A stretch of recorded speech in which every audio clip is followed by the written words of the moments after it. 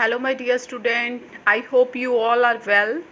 So in this video I am going to teach you a new chapter number 7. So many students they sent me a message कि ma'am हमें chapter number 7 को थोड़ा easy language में समझा दो, तो इसलिए मैंने ये वीडियो बनाई है। इसमें मैंने पूरे चैप्टर को डिटेल में तो नहीं, लेकिन हाँ छोटी सी एक समरी ज़रूर मैंने तैयार की है ताकि आप लोग इस चैप्टर को थोड़ा रीड कर लोगे। इसकी ये जो समरी है उसमें उसको पढ़ के थोड़ा उसको समझ जाओगे कि इस चैप्टर में है क्या। सो इसलिए मैंने ये वीडियो बनाई है। तो इस वीडियो के लास्ट में मैं पूछूंगी आपसे क्वेश्चन, तो उसका आंसर आपको देना है। Before that I just want to announce the name of the 14 September 2020 winners name. So the question was what is the meaning of occupation. तो ऑक्यूपेशन क्या है? आपका प्रोफेशन, आपका वर्क, आपका काम जो आप कर रहे हो, जिसमें आप एक्सपर्ट हो, जिससे आपकी अर्निंग हो रही है। ठीक है, like I am a teacher, तो my profession is teaching. Okay, so occupation is your work. Okay, so many students and the answer. So जिनका राइट आंसर है, I am going to announce the name of the students. First is Ekampreet Singh, second Chahat Chopra, third Jyotinder Kaur, fourth is Aaradhya Mishra. So congratulations to all, and today please give the answer again. I'll ask one question, तो आप उसका answer जरूर दे सकते हो और आप बन सकते हो next winner. So congratulation Ekam, Chahat, Jyotindra Kaur, Aaradhya Mishra. So thank you. Now let's get start a new video, changing trend in occupation summary.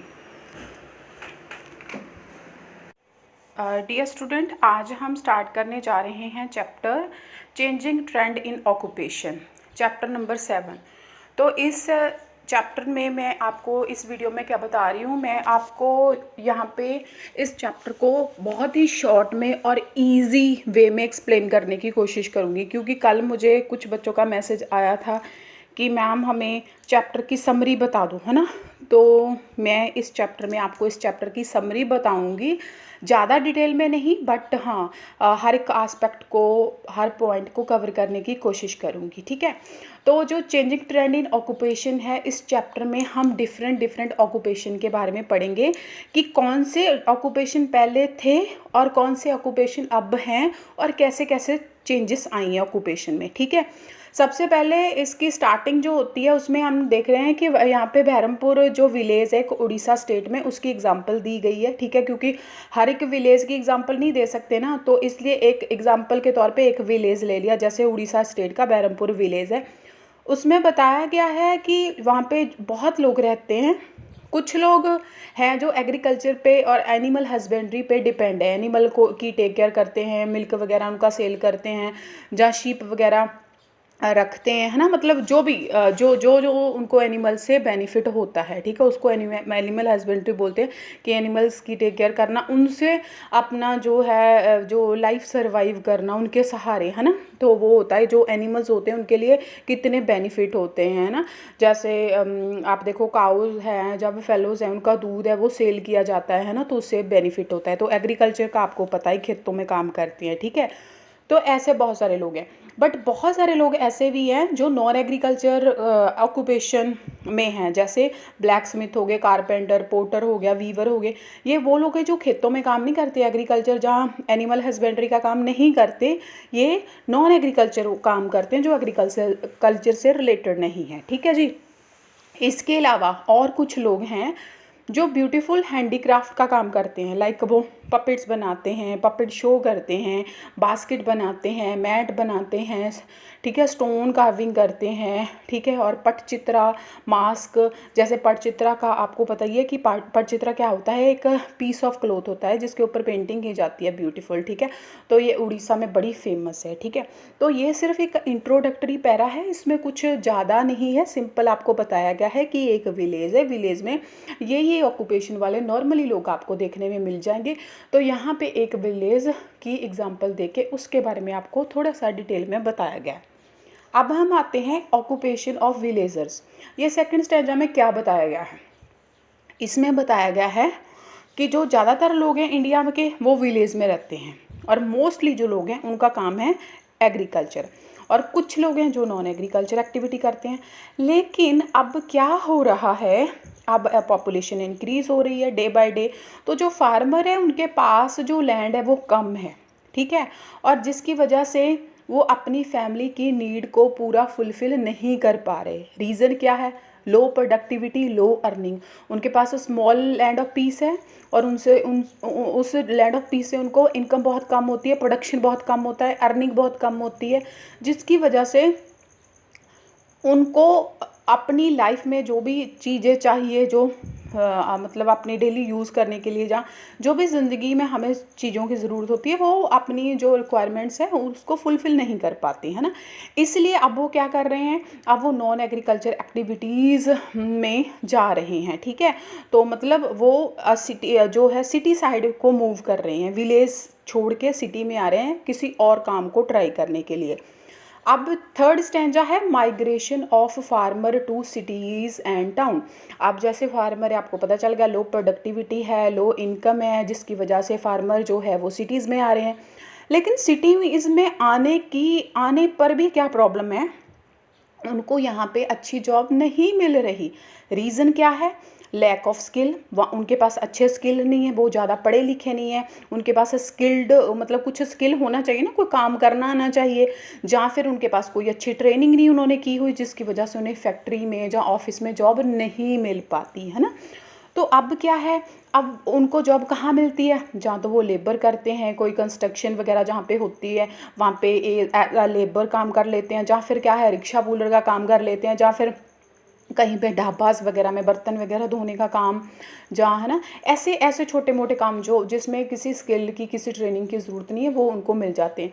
और कुछ लोग तो ऐसे हैं जिनको बेचारों को कोई काम भी नहीं मिल पाता और वो बेचारे जो है भीख मांगने के लिए मजबूर हो जाते हैं, है ना। तो ये है। आगे है जो मैकेनाइजेशन ऑफ एग्रीकल्चर, जो मशीन्स आ गई हैं, मशीन के आने से क्या हुआ। अब देखो, मशीन के आने से कुछ पॉजिटिव कुछ नेगेटिव दोनों चीज़ें हुई हैं। अब जब मशीन्स आ गई हैं तो पहले जो 8-10 बंदे एक जगह पे काम करते थे, 8-10 दिनों में काम कंप्लीट करते थे, अब वो मशीन्स काम कर देती हैं कुछ ही घंटों में, और एक मशीन 8-10 बंदों का काम कर देती है, जिससे 8-10 बंदे बेचारे बेरोज़गार हो गए, है ना। तो यहाँ पे देखिए एक मशीन है, कंबाइन की एग्जांपल जैसे जो दी है यहाँ पे ना, हार्वेस्ट कटिंग क्रॉप्स के सीज़न में जब वो जो पहले लेबर होती थी 8-10 बंदे लग के खेत में सारी जो फसल वगैरह उसकी कटाई करते थे। लेकिन अब क्या है, अब मशीन्स हैं, वो कुछ ही घंटों में सारा खेत जो है वो उसकी फसल वगैरह अच्छे से काट के सब कुछ, थ्रेशिंग भी साथ में हो जाता है, सब कुछ हो जाता है। तो उससे क्या नेगेटिव इफ़ेक्ट पड़ा है, क्या हुआ है कि जो लेबर है बेचारे, जो 7-8 बंदे जो काम मिलता था उनको 8-10 दिन के लिए, वो सारे बेरोज़गार हो गए हैं, है ना। तो ये एक नेगेटिव इफ़ेक्ट पड़ा है। बट कुछ पॉजिटिव चीज़ें हैं, कुछ ऑक्यूपेशन न्यूज आए हैं। कैसे, ट्यूबवेल डिगर्स आए हैं, जैसे अब ट्यूबवेल्स लगने शुरू हो गए हैं, है ना, तो उसे ट्यूबवेल डिगर से उनको काम मिलना शुरू हो गया। ट्रैक्टर्स आ गए हैं, तो ट्रैक्टर चलाने के लिए ड्राइवर की ज़रूरत है, तो एक न्यू ऑक्यूपेशन हो गया। सेल्समैन, अब मशीन्स आई हैं तो उनको बेचने के लिए भी तो कोई चाहिए ना, तो सेल्समैन का न्यू ऑक्यूपेशन आ गया है। अब मशीन्स आई हैं तो उनको रिपेयर की ज़रूरत भी पड़ेगी, है ना, तो इसलिए अब जो मैकेनिक है उनका न्यू ऑक्यूपेशन आ गया है ना। तो ये सारे कुछ ऑक्यूपेशन है जो मशीन्स के आने की वजह से एग्रीकल्चर में न्यू इंट्रोड्यूस हो गए हैं, ठीक है। तो यहाँ पे 4 जो मेन है उनकी एग्जांपल दी है, बाकी और बहुत सारे हैं, जैसे पहला ट्यूबवेल डिगर है, ठीक है, उसके बाद में ट्रैक्टर ड्राइवर, फिर सेल्समैन है, और फिर मैकेनिक है, ठीक है। तो ये आप अच्छे से याद रखना है। जो येलो पोर्शन है ना, ये हाईलाइटेड है और ये बहुत ही इंपॉर्टेंट पोर्शन है जो मैंने हाईलाइट किया है, तो इसको अच्छे से पढ़ लेना। आगे है ग्रीन रेवोल्यूशन। ग्रीन रेवोल्यूशन क्या है बताती हूँ मैं आपको। इसमें कोई ना आपको ज़्यादा डिटेल में नहीं दिया, बट इसमें आपने इतना याद रखना है कि एग्रीकल्चर प्रोडक्शन में बहुत ज़्यादा इंक्रीज़ हो गया, बहुत ज़्यादा एग्रीकल्चर जो है उसका प्रोडक्शन में बहुत ज़्यादा इंक्रीज़ हो गया, तो उसको हम ग्रीन रेवोल्यूशन कहते हैं। ग्रीन रेवोल्यूशन आया कैसे, मशीन की यूज़ होने की वजह से, गुड क्वालिटी ऑफ सीड्स की वजह से, और यूज़ ऑफ फर्टिलाइज़र, ठीक है, जो है उसकी वजह से ये जो है ग्रीन रेवोल्यूशन आया। तो सिर्फ इतना आपके लिए सफिशेंट है, ठीक है। जैसे थोड़ा सा आपको बताती हूँ, जैसे पहले जो वीट है और जो राइस है उसका प्रोडक्शन बहुत कम होता था, लेकिन जब जैसे जैसे अच्छे सीड्स यूज़ होने लगे, अच्छे अच्छे स्प्रे यूज़ करने लगे, है ना, और अच्छी मशीन्स यूज़ होने लगी, तो उसकी वजह से जो प्रोडक्शन है ना, वो ज़्यादा बढ़ गया, है ना, तो उसको ग्रीन रेवोल्यूशन बोलते हैं, ठीक है। आगे है ऑपरेशनल फ्लड वाइट रेवोल्यूशन, हाँ जी। अब वाइट रेवोल्यूशन किसे कहते हैं, अब ये ध्यान से सुन लेना। जो वाइट रेवोल्यूशन है ये मिल्क से रिलेटेड है, जो ग्रीन रेवोल्यूशन है वो एग्रीकल्चर प्रोडक्शन से रिलेटेड है, ठीक है जी। जो वाइट रेवोल्यूशन है इसमें क्या है बेटा, डॉक्टर वर्गीज़ कुरियन जो है उनको फादर ऑफ वाइट रेवोल्यूशन बोला जाता है, ठीक है। उन्होंने आनंद में, गुजरात में आनंद में, एट आनंद एक जो डेयरी फार्म है वो उन्होंने वहाँ पे जाके मतलब वहाँ पे काम खोला उन्होंने। जो मिल्क है उसके प्रोडक्शन में इंक्रीज़ लाने के लिए वहाँ पे बहुत ज़्यादा जो वर्क हुआ है, ठीक है। वो प्लेस का नाम है आनंद और ये गुजरात में है, ठीक है। तो वहाँ पे उन्होंने मिल्क के प्रोडक्शन को इंक्रीज़ करने के लिए वहाँ पे उन्होंने काम किया, ठीक है। वर्गीज़ कुरियन ने, डॉक्टर वर्गीज़ कुरियन ने, उन्होंने मिल्क को काफ़ी इसके आगे काफ़ी चीज़ें बनाई। जैसे उन्होंने क्या बनाया, घी बनाया, चीज़ बनाए, स्किम्ड मिल्क बनाया, पाउडर बनाया, बेबी जो फूड है वो बनाया, आइसक्रीम बनाई, ठीक है। तो ऐसे योगर्ट बनाया, कर्ड और जो लस्सी वगैरह ऐसी ऐसी चीज़ें बनाई, ठीक है। और इसका एक ग्रिड बना दिया, मतलब आगे आगे आगे कैसे सप्लाई करनी है वो इन्होंने बनाया है ना। तो इन्होंने बहुत सारी जो मतलब अपनी कंट्रीब्यूशन की है। ये आप डॉक्टर वर्गीज़ कुरियन की पिक देख सकते हो, यहाँ पे है, ठीक है। तो उन्होंने काफ़ी मतलब इम्प्रूवमेंट की है मिल्क प्रोडक्शन को इंक्रीज़ करने के लिए। पहले मिल्क प्रोडक्शन इंक्रीज़ नहीं था, अच्छा नहीं था, क्यों, क्योंकि तब अच्छी जो ब्रीड की एनिमल्स हैं वो नहीं थी, ना ही उनको अच्छा फूड वगैरह मिल पाता था ना, जिसकी वजह से अच्छा मिल्क नहीं होता था। अब इन्होंने डॉक्टर वर्गीज़ कुरियन ने 700 टाउन्स और सिटीज़ में मिल्क प्रोडक्शन जो मिल्क की सप्लाई करनी शुरू की है ना। तो डॉक्टर वर्गीज़ कुरियन ने साइंटिस्ट की हेल्प के साथ काफ़ी मतलब इम्प्रूवमेंट की है इस जो मिल्क है उसकी सप्लाई में, मिल्क की आगे आगे चीज़ें बनाने में, है ना। तो ये आपने याद रखना है, ठीक है। अच्छा, अब क्या है, अब हम आते हैं कि वाइट रेवोल्यूशन में प्रोफेशनल इन्वॉल्व थे, ठीक है। प्रोफेशनल क्या होते हैं, प्रोफेशनल होते हैं जो बंदे के पास क्वालिफिकेशन है, डिग्रीज़ हैं, जिसको हायर लेवल की नॉलेज है, ठीक है। अब देखो वाइट रेवोल्यूशन को किसने इंक्रीज़ करने में कौन हेल्पफुल हुआ, वो प्रोफेशनल बंदे थे। जैसे वेटनरीज़ में जो डॉक्टर्स होते हैं, जो साइंटिस्ट होते हैं, जहाँ डेयरी फार्मिंग के जो मशीनरी के मैन्युफैक्चरिंग का काम करते हैं, जो डेयरी जो कोऑपरेटिव कंसल्टेंट होते हैं, ये सारे प्रोफेशनल्स बंदे हैं जिन्होंने काफ़ी मतलब योगदान डाला है वाइट रेवोल्यूशन को इंक्रीज़ करने में, ठीक है।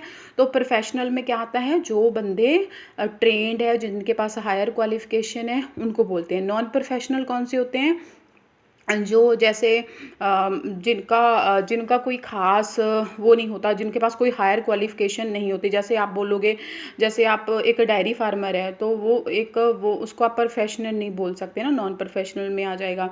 ट्रक ड्राइवर है वो भी, उसको आप नॉन प्रोफेशनल ही बोलोगे, है ना। तो ऐसे जो है कुछ ऐसी चीज़ें होती है जिनके पास कोई मतलब एक डॉक्टर है वो प्रोफेशनल है, एक इंजीनियर है वो प्रोफेशनल है, क्योंकि उन्होंने उस प्रोफेशन में प्रोफेशनल डिग्रीज़ ली है, नॉलेज ली है ना। तो ये होता है।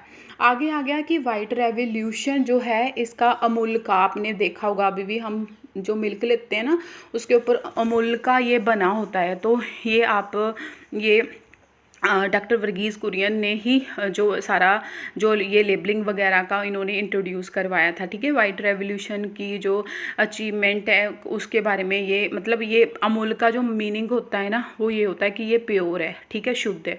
तो ये आपने देखा होगा, ठीक है। तो आगे है चेंजिंग इन ऑक्यूपेशंस में बहुत ज़्यादा चेंजेस आ रही हैं, है ना। तो उसका क्या है कि जो है अगर हम देखें इसको हम कंपैरिजन करेंगे पिछली लाइफ से, जैसे हमारी हिस्ट्री में भी काफ़ी लोगों के प्रोफेशन होते थे। जैसे तब अब हमारे इलेक्शंस होती हैं जहाँ पे पार्लियामेंट है, हमारे चीफ मिनिस्टर हैं, हमारे प्राइम मिनिस्टर है। तो उस टाइम पे क्या होता थे, किंग होते थे ना, राजे महाराजे होते थे। तो उनके दरबान होते थे, जो गार्ड है ना, उनके क्लर्क होते थे, उनके टेलर होते थे, उनके वीवर्स होते थे, सोल्जर होते थे, सिंगर होते थे, कुक होते थे, सारे होते थे ना। तो उनके भी जो प्रोफेशन होते थे, ठीक है। अभी भी प्रोफेशन है, बट अभी क्या है, अभी प्रोफेशन न्यू आ गए हैं। जैसे अब प्रोफेशन कौन से हैं, अभी इंडस्ट्री से रिलेटेड हैं, trade, transport, communication, education, health, fashion, insurance, banking, ऐसे प्रोफेशन आ गए हैं, ठीक है। जो पहले थे बट इतने नहीं थे, जैसे इंडस्ट्रीज से रिलेटेड अभी बहुत ज़्यादा प्रोफेशन है, तब इतना नहीं था, है ना।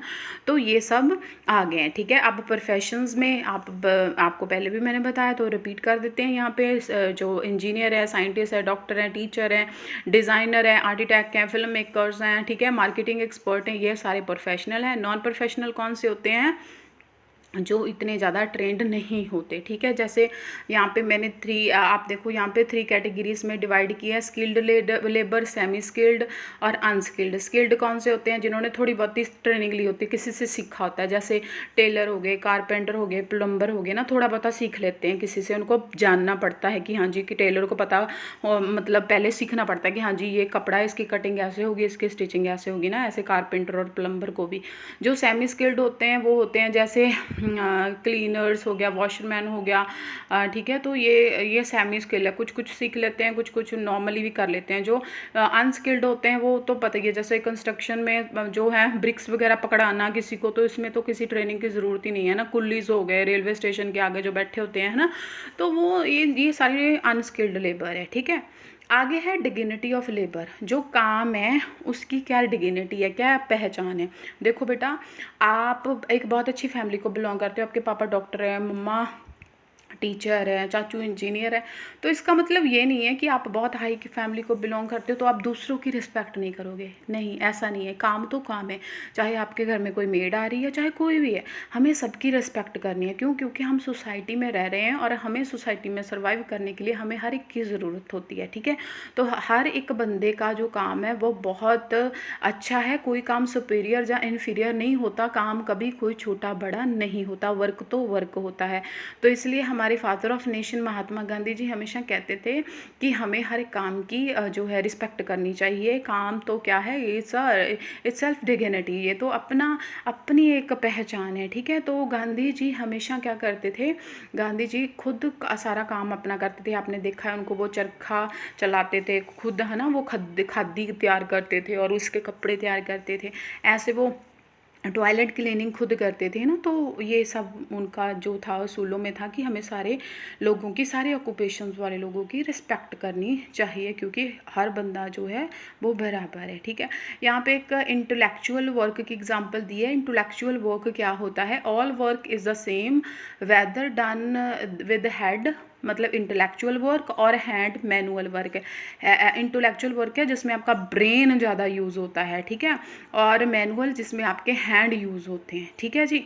आगे हैं जेंडर डिस्क्रिमिनेशन। देखो पहले जेंडर डिस्क्रिमिनेशन बहुत होता था, लेडीज़ को एजुकेशन नहीं मिलती थी, उनको जेंट्स के बराबर इनकम नहीं मिलती थी, उनको काम करने की इजाज़त नहीं थी। लेकिन अभी सिचुएशन बहुत चेंज हो गई है, अभी जो जेंडर डिस्क्रिमिनेशन है वो बहुत हद तक कम हो चुका है। अभी गर्ल्स है वो साइंटिस्ट भी हैं, डॉक्टर भी हैं, इंजीनियर भी हैं, पुलिस में भी जा रही हैं, है ना, और वो अपना नाम कमा रही हैं, स्पोर्ट्स में पार्टिसिपेट कर रही हैं, मेडल्स जीत के लेके आ रही हैं। हमारी कितनी सारी सानिया मिर्ज़ा होगी, है ना, तो और मैरी कॉम, कितनी लेडीज़ कितनी हैं जो बहुत अच्छी अचीवमेंट्स लेके कर पा रही हैं, है ना। तो कल्पना चावला जी का नाम यहाँ पे मैं लेना चाहूँगी, ठीक है। और बहुत सारी जो हमारी गर्ल्स हैं जो आगे बढ़ रही हैं, साइंटिस्ट बन रही हैं, ठीक है। तो इवन पार्लियामेंट में बहुत सारी हमारी लेडीज़ हैं, ठीक है। और बहुत सारे प्रोफेशन है जिसमें गर्ल्स आगे आ रही हैं, है ना। तो अभी उनका ऑक्यूपेशन भी चेंज हो रहा है, ठीक है। तो पंचायत में, टीचर्स में, हर जगह टीचिंग लाइन में, हर जगह पे जो है वो आगे बढ़ रही हैं, रिसर्च में भी आगे बढ़ रही हैं। तो ये आप देख सकते हो पिक्चर्स, ठीक है। तो that's it for your lesson, ठीक है। तो अब डिस्क्रिमिनेशन कम हो रहा है, तो आई होप आपको समझ आ गया होगा। ये वाले सारे क्वेश्चंस मैंने ऑलरेडी आपको वीडियो में डाल के करवाए हुए हैं, एक मेरी वीडियो बनाई हुई है, तो उसमें मैं आपको डिस्क्रिप्शन में उसका लिंक दे दूँगी, आप उसको अच्छे से प्लीज़ रीड कर लेना, देख लेना क्या है उसमें, ठीक है। तो आई होप ये चैप्टर आपको समझ आ गया होगा, शॉर्ट समरी थी। और आगे बताना मुझे कौन सा चैप्टर आपको चाहिए, तो मैं आपको वो चैप्टर की वीडियो प्रोवाइड करवा दूँगी। तो अभी बारी है एक न्यू क्वेश्चन की, तो मैं आपको जो क्वेश्चन पूछने जा रही हूँ प्लीज़ उसका आंसर ज़रूर देना। क्वेश्चन आपका बहुत इजी है, तो मुझे जल्दी से जल्दी उसका आंसर ज़रूर भेज देना कमेंट करके। कुछ बच्चों को पता है कि पता नहीं है कि कैसे उनको आंसर देना है, तो बेटा कमेंट बॉक्स में आप आंसर लिखोगे, ठीक है।